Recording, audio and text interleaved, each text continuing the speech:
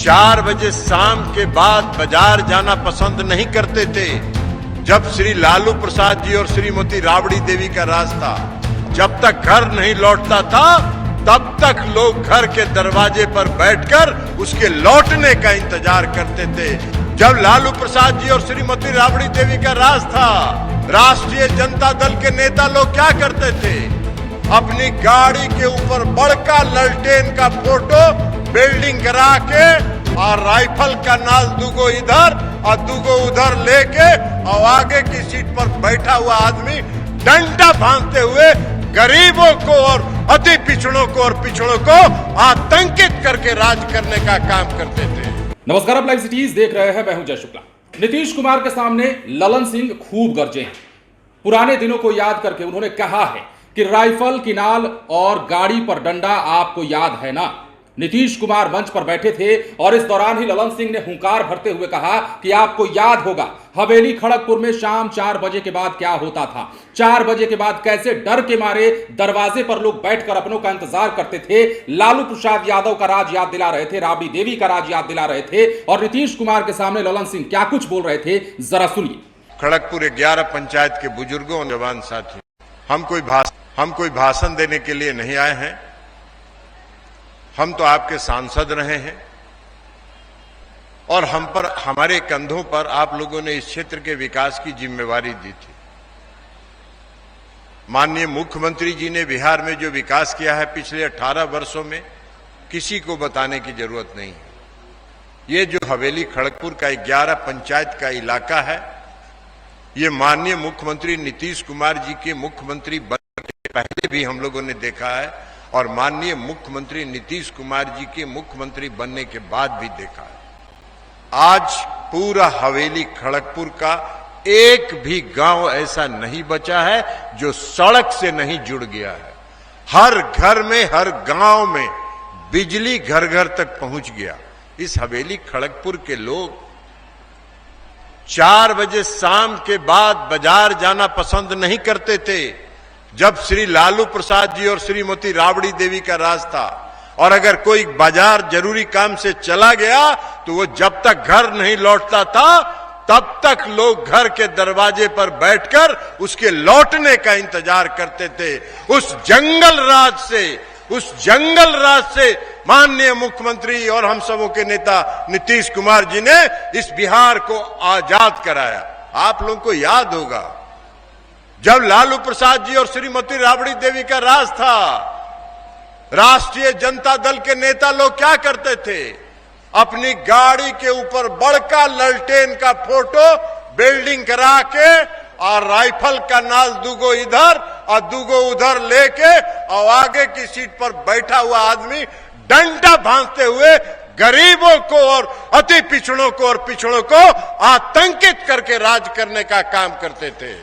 माननीय मुख्यमंत्री जी के राज में 18 वर्षों में किसी का साहस नहीं है, किसी को हिम्मत नहीं है, कोई ये साहस नहीं जुटा सकता है कि किसी गरीब अति पिछड़े और पिछड़े वर्ग के लोगों को आंख दिखाने का भी साहस किसी में नहीं है। यह ताकत अति पिछड़े वर्ग के और पिछड़े वर्ग के लोगों को माननीय मुख्यमंत्री और हम सबों के नेता नीतीश कुमार जी ने दिया है। मुख्यमंत्री जी यहां उपस्थित हैं, उनको बोलना है विस्तार से, वो इन सब बातों की चर्चा करेंगे।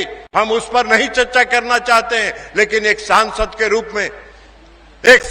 रूप में जनप्रतिनिधि के रूप में मेरे कंधों पर आप लोगों ने विकास की जिम्मेवारी दी थी और मैं पूरी ईमानदारी और निष्ठा से मैंने इस हवेली खड़गपुर के एक एक क्षेत्र में घूम घूम कर विकास करने का काम किया, सिंचाई की सुविधा उपलब्ध कराई। जब 2014 के चुनाव में हम हार गए चुनाव, माननीय मुख्यमंत्री जी ने की कृपा से मुझको सिंचाई विभाग की जिम्मेवारी दी। मैंने घूम घूम कर पूरे हवेली खड़गपुर के एक एक सिंचाई योजना का जीर्णोद्धार करवाने का काम किया। आज खेतों में पानी जा रहा है, आज यहाँ के किसान खुशहाल हैं, आज यहाँ के लोग खुशहाल हैं। कारी घाटी की चर्चा राजेंद्र मंडल जी कर रहे थे, एक योजना बचा हुआ था कारी घाटी, उसका भी शिलान्यास होगा और मुझको खुशी है कि युद्ध स्तर पर उसका काम चल रहा है और अगले 2-3 महीने में वह भी पूरा हो जाएगा। तो जो विकास की जिम्मेवारी, सड़क बनाने का काम आप लोगों ने दिया, शैलेश बाबू भी ग्रामीण कार्य मंत्री थे, इन्होंने भी सड़क बनवाने का काम किया। हमको भी जहां जानकारी मिलती थी इनको हम बताने का काम करते थे और हम सब लोगों ने मिलकर पूरे हवेली खड़गपुर का विकास करने का काम किया।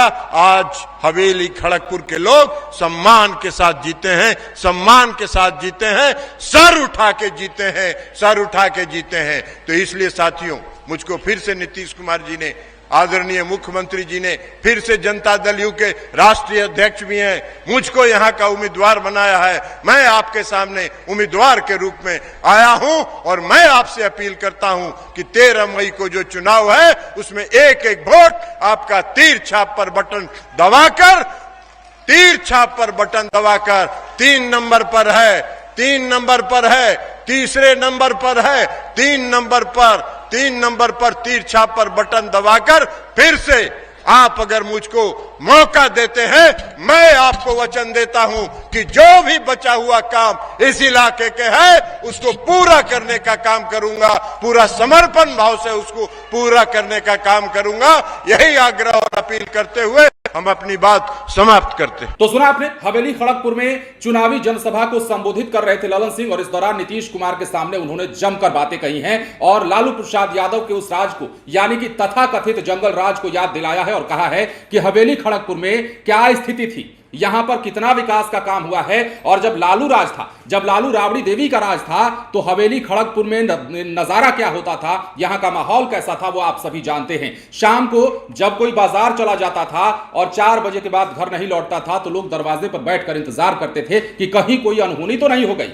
यह बात भी उन्होंने कही है कि जब लालू राज था तो कैसे लोग गाड़ी पर डंडा लगाकर और डंडे में लालटेन सटा करके घूमते थे और कैसे दबे कुचले लोगों को, कैसे गरीबों को, कैसे अति पिछड़ों को दबाया जाता था। लेकिन क्या मजाल है कि 18 साल से नीतीश कुमार के शासनकाल में कोई गरीबों को दबा दे, कोई कमजोरों को दबा दे। यह बदलाव जो है नीतीश कुमार ने किया है। इसके साथ ही मुंगेर में ललन सिंह ने क्या कुछ किया है, विकास कार्यों का भी उन्होंने पूरा ब्यौरा दिया है और कहा है कि एक बार फिर से नीतीश कुमार ने उन पर भरोसा जताया है और मुंगेर से उन्हें बार फिर से लोकसभा का टिकट थमाया है। तो ऐसे में जो कार्य प्रस्तावित हैं, जो काम हो रहे हैं, वो तो हो ही रहे हैं और होंगे ही, लेकिन अब जो काम बाकी रह गए हैं उस काम को भी हम एक बार फिर से अगर सांसद बनते हैं तो पूरा करेंगे और भी विकास के कार्य करेंगे। ललन सिंह ने लालू प्रसाद यादव पर जमकर हमला बोला है और वो पुरानी बातें याद दिलाई हैं, जिन बातों को याद करके आज भी बिहार में सियासत होती है और जिस जंगल राज को याद करके लोग आज भी शहर उठते हैं। कहते हैं कि लालू प्रसाद यादव का वो राज जो था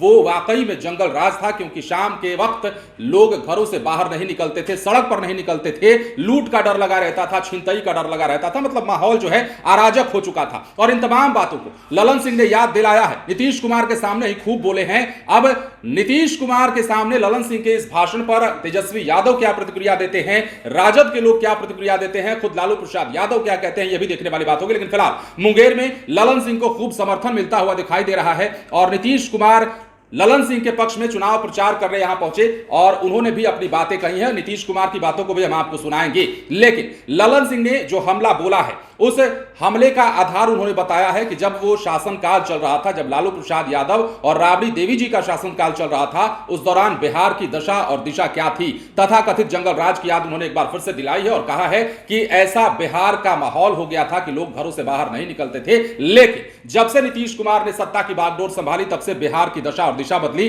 बिहार की तस्वीर बदली, हर गरीब गुरबे को हक की बात करने की आजादी मिली और अपने लिए आवाज उठाने की स्वतंत्रता नीतीश कुमार के इसी शासनकाल में मिली है। बहरहाल बने रहे लाइव सिटीज के साथ। यदि अब तक आपने हमारे चैनल को सब्सक्राइब नहीं किया तो सब्सक्राइब कर लीजिए। धन्यवाद।